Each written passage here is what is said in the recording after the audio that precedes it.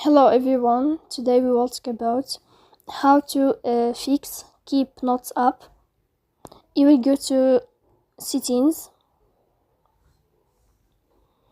Here in this page you will go to apps, default apps, app settings.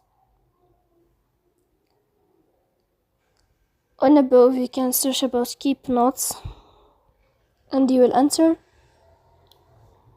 Here in this page of app info you will click on first stop and you can click OK. Then you will enter to storage.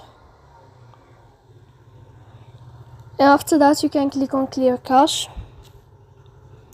Then you can turn off your phone and you can turn on your phone again. So please don't forget to support us by like and subscribe. See you next time in another video and thank you for your attention.